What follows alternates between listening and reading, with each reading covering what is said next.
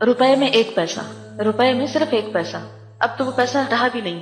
ये एक साहब हैं, इन्होंने एक अखबार में सच्ची सच्ची बातों के अनुमान से एक अपनी कहानी बताई। सबके लिए इसमें बहुत सीखने की चीज है, ये भी फजीलत। कुल्ल ज़ी फज़लिन फज़लहू, तो ये ज़ी फज़ल कौन होते हैं और ज़ी फज़ल कैसे बना जाता है, इस पे तबसरा करते हुए ये बात ऐड कर रही हूँ। लिखते हैं, मेरे गांव में एक खातून थी, मंजूर की अम्मा। मेरी अम्मा बताती थी कि बेटे जब ये खातून ब्याह कर आई थी तो इस घर में इतनी गुर्बत थी कि 2 वक्त चूल्हा मुश्किल से जलता था, मगर इस खातून के आने के बाद इस घर के हालात बदलना शुरू हुए। पूरे गांव के लोग हैरान हैं कि क्या ऐसी बात हुई जो इनकी हद से बिगड़ती हुई माशी और घरेलू हालत में अचानक इतनी तब्दीली आ गई। कहाँ तो मुश्किल से 2 वक्त की रोटी नहीं मिलती थी, कहाँ ये आलम है कि कोई साइल जरूरतमंद इस खातून के घर से खाली हाथ नहीं जाता। मैं 9-10 साल की उम्र में जब 1933 में अपने गांव से तालीम की गर्ज से कलकत्ता आया तो मैं एक बार इस खातून के मियाँ, जिनको मैं नजीर चचा कहा करता था, उनकी दुकान पर मिलने गया। बचपन से मेरी ये आदत रही है कि जब मैं किसी बात को नहीं समझ पाता तो उसकी टो में लगा रहता हूँ। नजीर चचा की दुकान कलकत्ता शहर के एक ऐसे इलाके में थी, तब इनकी दुकान के सामने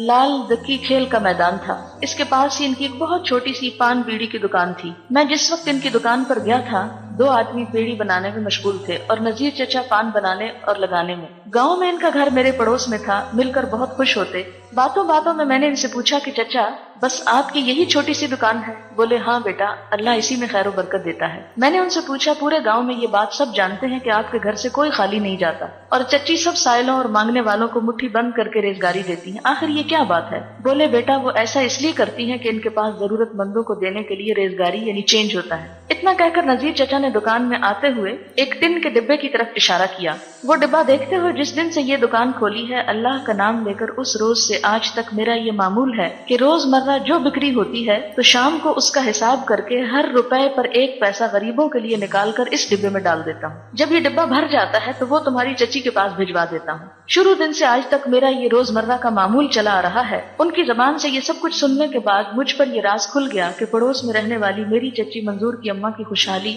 और सखावत का राज क्या था। गाँव में कोई भी मुसाफिर अगर मस्जिद में क़याम करता तो इमाम साहब मंजूर की अम्मा के घर खबर भिजवा देते। मुसाफिर जितने दिनों रहते इनका 2 वक्त का खाना उनके घर से जाता। अगर ज्यादा राह की जरूरत पड़ती तो वो भी भिजवा देती। नजीर चचा घरेलू अखराजात के लिए हर माह 300 से 400 रुपए बजरिया मनी ऑर्डर भेजा करते थे। आप अंदाजा करें कि ये उस जमाने की बात है जब आला किस्म का चावल 1 रुपए का 10 सेर, गाय का गोश्त आज के हिसाब से 6 पैसे में 1 सेर मिला करता था। अर्दानी के इस दौर में भी घर के अखराजात 400 रुपए होते, वो घर कितना खुशहाल होगा। बकरा ईद के जमाने में कस्साब गाँव में झुंड के झुंड गाय बैल लेकर फरोख्त करने आते। गाँव पहुंचकर वो सबसे पहले चची के पास जाते, इसलिए कि उनको ये मालूम था कि कुर्बानी के लिए उनसे ज्यादा मोटा ताजा जानवर गांव में कोई और नहीं खरीदेगा। ये इस गांव का हाल था जहां बड़े बड़े जमींदार भी थे, आला ओहदों पर फायज हजरात भी, खान बहादुर, डॉक्टर, इंजीनियर भी, मगर अल्लाह की राह में देने और लौटाने वाली तो सिर्फ मेरी पड़ोस की चची ही थी। ये न समझिए कि उनके देने दिलाने और अल्लाह की राह में खर्च करने का सिलसिला सिर्फ रुपए में 1 पैसे तक महदूद था। जी नहीं, ज़कात सदकात देना इस पर मुस्तजात था।